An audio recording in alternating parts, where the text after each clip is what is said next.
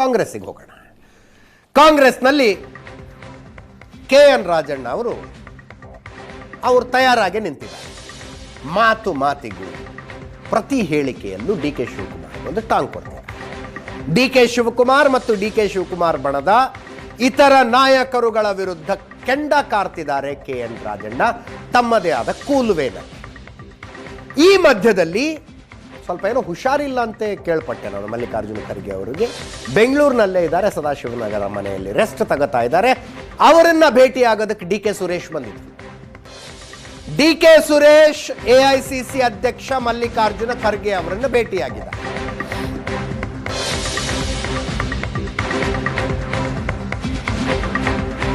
ಬೇರೆ ಯಾರನ್ನ ಭೇಟಿಯಾದ್ರೂ ಇಲಾಖೆ ಕೆಲಸ, ಕ್ಷೇತ್ರದ ಕೆಲಸ ಇತ್ಯಾದಿ ಹೇಳ್ತಿದ್ರು. DK ಶಿವಕುಮಾರ್ ಸಹೋದರ ಮಾಜಿ ಸಂಸದ DK ಸುರೇಶ್ ಅವರು ಹೋಗಿ AICC ಅಧ್ಯಕ್ಷರನ್ನ ಭೇಟಿಯಾದ್ರೆ ಏನು ಹೇಳೋಣ?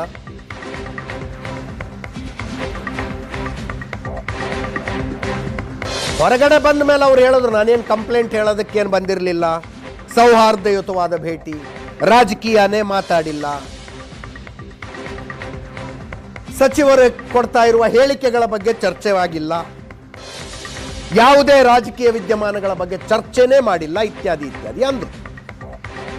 ಆದರೆ ಸಮಯ, ಸಂದರ್ಭ, ಸನ್ನಿವೇಶ ನೋಡಿದ್ರೆ ಯಾರಿಗಾದ್ರೂ ಅರ್ಥ ಆಗತ್ತೆ ಈ ಭೇಟಿಯ ಮೂಲ ಉದ್ದೇಶ ಅದೇ ಆಗಿತ್ತು. ಜೊತೆಗೆ ಕುಣಿಗಲ್ ರಂಗನಾಥರನ್ನು ಕರ್ಕೊಂಡೋಗಿದ್ರು DK ಸುರೇಶ್ ಅವರು. ಸಿದ್ದರಾಮಯ್ಯ ಬೆಂಬಲಿಸುವ ಸಚಿವರುಗಳು ಕೊಡ್ತಾ ಇರುವ ಹೇಳಿಕೆ ಪಕ್ಷಕ್ಕೆ ಮುಜುಗರ ತರ್ತಾ ಇದೆ, KPCC ಅಧ್ಯಕ್ಷರಿಗೆ ಮುಜುಗರ ತರ್ತಾ ಇದೆ, ನೀವಾದ್ರೂ ಹೇಳಿ ಅವರನ್ನ ಸುಮ್ಮನೆ ಇರಿಸಿ ಅಂತ ಮನವಿ ಮಾಡಿಕೊಂಡಿರ್ತಾರೆ. ಅದನ್ನು ಹೊರತುಪಡಿಸಿ ಏನಾಗೋದಕ್ಕೆ ಸಾಧ್ಯ ಇದೆ? ಕೇಳಿಸ್ಕೊಳ್ಳಿ ಏನು ಹೇಳಿದ್ರು DK ಸುರೇಶ್ ಅವರು. ಇದು ಯಾವುದೇ ತರದ ರಾಜಕೀಯವಾದಂತ ಭೇಟಿ ಅಲ್ಲ, ಇದೊಂದು ಸೌಹಾರ್ದವಾದಂತ ನಮ್ಮ ನಾಯಕರ ಭೇಟಿ ಅಷ್ಟೇ. ನಾನು ಯಾವುದೇ ರಾಜಕೀಯ ವಿಚಾರವನ್ನ ಅವ್ರ ಹತ್ರನೂ ಪ್ರಸ್ತಾಪ ಮಾಡಿಲ್ಲ, ಹಿಂದೆನೂ ಪ್ರಸ್ತಾಪ ಮಾಡಿಲ್ಲ, ಮುಂದೆನೂ ಪ್ರಸ್ತಾಪ ಮಾಡೋದಿಲ್ಲ. ಅದು ನನಗೆ ಸಂಬಂಧಿಸಿದ ವಿಚಾರ ಅಲ್ಲ, ಅದು ನನ್ನ ಅವರ ವೈಯಕ್ತಿಕವಾದಂತ ನಮ್ಮ ನಾಯಕರ ಭೇಟಿ ಅಷ್ಟೇ. ಬಟ್ AICC ಅಧ್ಯಕ್ಷರ ಎಲ್ಲ ವಿದ್ಯಮಾನಗಳು ಗಮನದಲ್ಲಿ ಇದೆ. ನನಗೆ ಅದರ ಬಗ್ಗೆ ಮಾಹಿತಿ ಅಲ್ಲ. ನಾನು ರಾಜಕೀಯವಾಗಿ ಏನಾರ ಅವ್ರ ಹತ್ರ ಮಾತನಾಡಿದ್ರೆ ತಾನೆ ನಾನು ಏನಾರ ಹೇಳಬೇಕು. ನಾನು ರಾಜಕೀಯವಾಗಿ ಅವ್ರ ಹತ್ರ ಏನು ಮಾತಾಡಿಲ್ಲ, ಸೌಹಾರ್ದಯುತವಾದಂತ ಭೇಟಿ ಅಷ್ಟೇ. ಈಗ ಗೊಂದಲ ಏನೂ ಇಲ್ಲ, ನನಗೆ ಗೊತ್ತಿದ್ದಾಗೆ ಗೊಂದಲಗಳು ಯಾವುದೂ ಇಲ್ಲ. ಉತ್ತಮವಾದಂತಹ ಆಡಳಿತ ಸರ್ಕಾರ ಸಿದ್ದರಾಮಯ್ಯನವರ ನೇತೃತ್ವದಲ್ಲಿ ನಡೀತಾ ಇದೆ, ಅದು ಮುಂದುವರಿತದೆ. DK ಸುರೇಶ್ ಅವರು ಇಷ್ಟು ಹೇಳಿದ್ರೆ ಹೌದು ಸರಿ ಅಂತ ಕೇಳಿಸಿಕೊಂಡು ಸುಮ್ಮನಿರುವ ಜಾಯಮಾನದವರು ಪತ್ರಕರ್ತರಲ್ಲ. ಸಹಜವಾಗಿ KN ರಾಜಣ್ಣ ಅವರ ಇತ್ತೀಚಿನ ಹೇಳಿಕೆಗಳ ಪ್ರಶ್ನೆ ಬಂತು.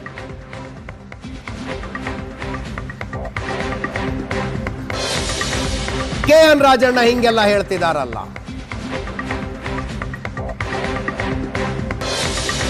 ಅದಕ್ಕೆ DK ಸುರೇಶ್ ಅವರು ಹೇಳೋದು, ರಾಜಣ್ಣ ಅವರಿಗೆ DK ಶಿವಕುಮಾರ್ ಮೇಲೆ ಪ್ರೀತಿ ಇದೆ, ಅದಕ್ಕೆ ಹೆಚ್ಚಾಗಿ ಅವ್ರ ಬಗ್ಗೆನೇ ಮಾತಾಡ್ತಾರೆ. ಕಲ್ಲಿಗೆ ಏಟು ಬಿದ್ದಾಗಲೇ ಶಿಲೆ ಆಗೋದು, ಅದಕ್ಕೆ ತಟ್ಟುತ್ತಾ ಇದ್ದಾರೆ. ಯಾರಿಗಾದ್ರೂ ಒಳ್ಳೇದಾಗಬೇಕು ಅಂದ್ರೆ ಸಾಕಷ್ಟು ಜನರ ಆಶೀರ್ವಾದ ಬೇಕು, ಆಶೀರ್ವಾದ ಮಾಡ್ತಿದ್ದಾರೆ, ಪ್ರಸಾದ ಕೊಡ್ತಿದ್ದಾರೆ ಅಂತ. KN ರಾಜಣ್ಣ ಅವರ ಟಾರ್ಗೆಟ್ ಕೇವಲ DK ಶಿವಕುಮಾರ್ ಆಗಿರಲಿಲ್ಲ. DK ಶಿವಕುಮಾರ್ ಅವರನ್ನ ಬೆಂಬಲಿಸಿಕೊಂಡು ಯಾರು ಬಂದ್ರು ಅವರನ್ನ ಟಾರ್ಗೆಟ್ ಮಾಡ್ತಾ ಇದ್ರು. GC ಚಂದ್ರಶೇಖರ್ ಒಬ್ಬ ಕಾರ್ಯಾಧ್ಯಕ್ಷನಾಗಿ ಹೇಳ್ತಾ ಇದ್ದೀನಿ, ಇದು ಒಳ್ಳೆ ಬೆಳವಣಿಗೆ ಅಲ್ಲ ಅಂದಿದ್ದು. ಅದಕ್ಕೆ KN ರಾಜಣ್ಣ ಕೇಳಿದ್ರೆ, ಏನು ಕಾರ್ಯಾಧ್ಯಕ್ಷರು ಅಂದ್ರೆ ತಲೆ ಮೇಲೆ 2 ಕೊಂಬಿರ್ತಾವ ಅಂತ.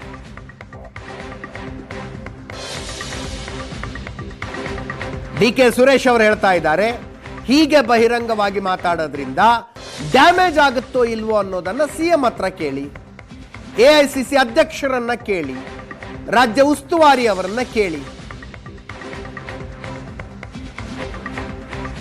ಪವರ್ ಶೇರಿಂಗ್ ಬಗ್ಗೆ ನನಗೇನು ಮಾಹಿತಿ ಇಲ್ಲ, ನಾನು ಸಾಮಾನ್ಯ ಕಾರ್ಯಕರ್ತ. ಅಧಿಕಾರ ಹಂಚಿಕೆ ಬಗ್ಗೆ ಈಗ ಯಾಕೆ ಚರ್ಚೆ? ಕುರ್ಚಿ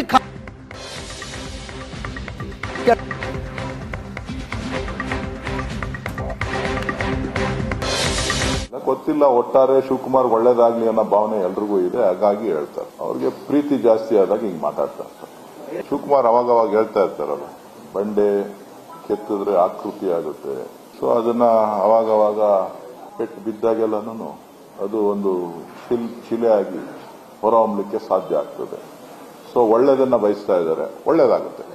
ಎಷ್ಟೆಷ್ಟು ತಡ್ತಾ ಇರಲಿ, ಅದು ಪಕ್ಷ ತೀರ್ಮಾನ ತಗೊಳ್ತದೆ. ಅವ್ರ ಕೊಂಬಿದೆಯಾ ಇಲ್ವಾ ಅಂತ. ಅದ್ರ ಬಗ್ಗೆ ಅವ್ರ ಬಗ್ಗೆ ನನಗೆ ಮಾಹಿತಿ ಇಲ್ಲ. ಅದ್ರ ಬಗ್ಗೆ ಎಲ್ಲ ಅವ್ರಿಗೆ ಪ್ರೀತಿ ಜಾಸ್ತಿ ಆದಾಗ ಹಿಂಗ್ ಮಾತಾಡ್ತಾ ಇರ್ತಿಲ್ಲ. ಅದು ಮುಖ್ಯಮಂತ್ರಿಗಳನ್ನ ಕೇಳಿ, AICC ಅಧ್ಯಕ್ಷರನ್ನ ಕೇಳಿ, ನಮ್ಮ ಉಸ್ತುವಾರಿಗಳನ್ನ ಕೇಳಿ. ನನಗೆ ಅದ್ರ ಬಗ್ಗೆ ಮಾಹಿತಿ ಇಲ್ಲ. ನಾನು ಬಹಳ ಸಣ್ಣವನು. ಅವ್ರು ದೊಡ್ಡವ್ರನ್ನ ಕೇಳಿ, ದೊಡ್ಡವ್ರು ಉತ್ತರ ಕೊಡ್ತಾರೆ. ಖಾಲಿ ಇಲ್ದಿರೋ ಸೀಟಿನ ಬಗ್ಗೆ ಚರ್ಚೆ ಯಾಕೆ ಮಾಡ್ತೀರಿ? ಚರ್ಚೆ ಹುಟ್ಟಾಕ್ದವ್ರು ಯಾರು ನನಗೆ ಗೊತ್ತಿಲ್ಲ.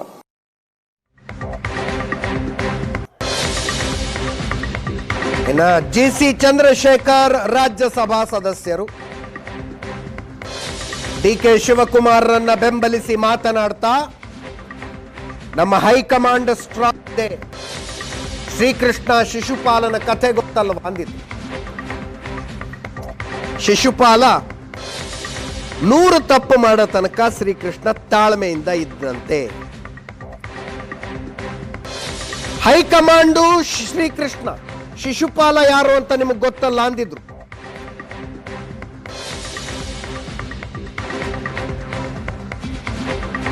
ಅದಕ್ಕೆ GC ಚಂದ್ರಶೇಖರ್ ವಿರುದ್ಧ ನೇರ ವಾಗ್ದಾಳಿಗಿಳಿದಿದ್ರು ರಾಜಣ್ಣ. ಯಾರು ಈ GC ಚಂದ್ರಶೇಖರ್? ಯಾಕೆ ಅವ್ರ ಮಾತಿಗೆ ಅಷ್ಟು ಮನ್ನಣೆ ಕೊಡಬೇಕು? BBMP ಎಲೆಕ್ಷನ್ ಅಲ್ಲಿ ಅವ್ರು ಎಷ್ಟು ಓಟ್ ತಗೊಂಡಿದ್ರು? 2 ಸಲ ರಾಜ್ಯಸಭೆಗೆ ಪಕ್ಷ ಕಳಿಸಿದೆ. ಪಕ್ಷಕ್ಕೆ ಅವರ ಕೊಡುಗೆ ಏನು, ಲಯಬಿಲಿಟಿ ಆಗಬಾರದು, ಇತ್ಯಾದಿ ಮಾತಾಡಿದ್ರು. ಯಾಕೆ ಅವರ ಮಾತಿಗೆ ಅಷ್ಟು ಮನ್ನಣೆ ಕೊಡಬೇಕು ಅಂದಾಗ, ಯಾಕೆಂದ್ರೆ ಅವರು KPCC ಕಾರ್ಯಾಧ್ಯಕ್ಷರು. ಆ ಮಾತನ್ನ ಪತ್ರಕರ್ತರು ಹೇಳಿದಾಗ, ಕಾರ್ಯಾಧ್ಯಕ್ಷರಿಗೆ 2 ಕೊಂಬಿರುತ್ತಾ ಅಂತ ಕೇಳಿದ್ರು ರಾಜಣ್ಣ. ಅದಕ್ಕೆ ಚಂದ್ರಶೇಖರ್ ಹೇಳ್ತಿದ್ದಾರೆ, ಕೊಂಬೇನಿಲ್ಲ, ರಾಜಣ್ಣ ಮಾತನ್ನು ಒಪ್ಪಿಕೊಳ್ತೇನೆ, ಗೌರವಿಸ್ತೇನೆ. ಅವರು ಪಕ್ಷದ ಹಿರಿಯ ನಾಯಕರು, ನಾನು ಯಾರನ್ನೂ ಉದ್ದೇಶಿಸಿ ಮಾತಾಡಿಲ್ಲ ಅಂದ್ರು.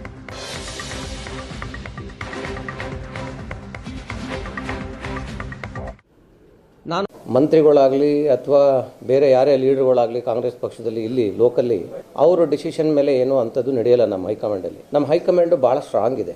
ನೀವು ಕತೆ ಕೇಳಿರ್ಬೋದು, ಶಿಶುಪಾಲ ಮತ್ತು ಶ್ರೀಕೃಷ್ಣ ಅಂತೂ ಕತೆ ಕೇಳಿರ್ಬೋದು.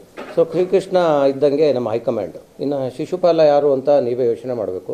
ಈಗಾಗಲೇ ಕಾಂಗ್ರೆಸ್ ಪಕ್ಷದ ಅಧ್ಯಕ್ಷರು ಕೂಡ ಹೇಳಿದ್ದಾರೆ, ಯಾರು ಮಾತಾಡಬಾರ್ದು ಹೊರಗಡೆ ಅಂತ. ಈಗ ಅವ್ರನ್ನ ಮಂತ್ರಿ ಮಾಡಿರೋದು ಹೈಕಮಾಂಡು ತನಗೆ ಬೇಕಾದಂಥ ಕಾಲ ಬಂದಂಥ ಸಂದರ್ಭದಲ್ಲಿ ಅದಕ್ಕೆ ಆದಂಥ ಒಂದು ತೀರ್ಮಾನನ ಅವರು ಕೈಗೊಳ್ಳುತ್ತಾರೆ.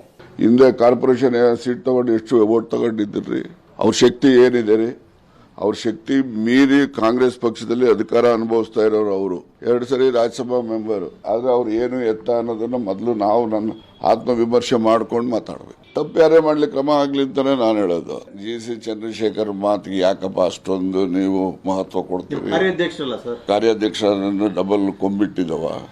ಆಯ್ತು, ಶಿಶುಪಾಲನ್ಗೆ ಅವ್ರಿಗೆ ಅನ್ವಯ, ಅದು ನನಗಲ್ಲ. ನಾನೇ ಕೃಷ್ಣ. KPCC ಕಾರ್ಯಾಧ್ಯಕ್ಷರಿಗೆ ಕೊಂಬೇನಿಲ್ಲ. ರಾಜಣ್ಣ ಅವ್ರನ್ನ ಸ್ಟೇಟ್ಮೆಂಟ್ನ ನಾನು ಗೌರವಿಸ್ತೀನಿ. ರಾಜಣ್ಣ ಅವರು ನಮ್ಮ ಪಕ್ಷದ ಹಿರಿಯ ನಾಯಕರು. ನಾನೊಬ್ಬ ಕಾರ್ಯಾಧ್ಯಕ್ಷನಾಗಿ ನಾನು ಇದನ್ನ ಬೆಳೆಸ್ಕೊಂಡು ಹೋಗೋದು ಸರಿ ಹೋಗಲ್ಲ. ನಾನು ಯಾರನ್ನು ಕೂಡ ಉದ್ದೇಶಿಸಿ ಮಾತನಾಡಿರುವಂತ ಸ್ಟೇಟ್ಮೆಂಟ್ ಅಲ್ಲ. ಅದನ್ನ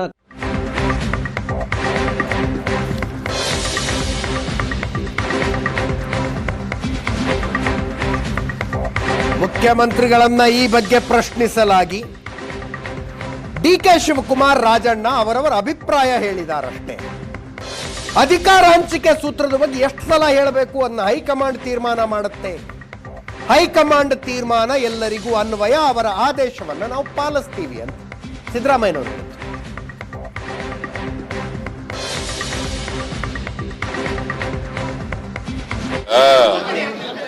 ಅದ್ರ ಬಗ್ಗೆ ನಾನು ಕಾಂಟ್ರವರ್ಸಿ ಮಾತಾಡಕ್ ಹೋಗಲ್ಲ.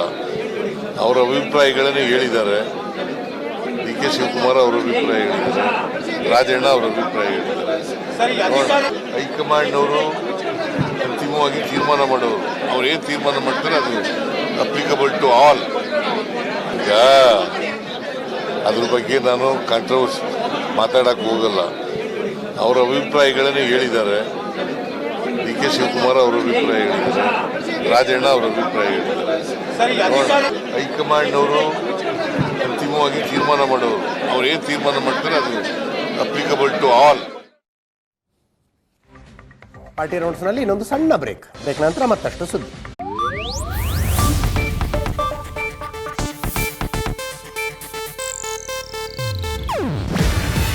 ಇದು ಏಷ್ಯಾನೆಟ್ ನ್ಯೂಸ್ ನೆಟ್ವರ್ಕ್ ಪ್ರಸ್ತುತಿ. ನೀವು ನೋಡ್ತಿದ್ದೀರಾ ಏಷ್ಯಾನೆಟ್ ಸುವರ್ಣ ನ್ಯೂಸ್.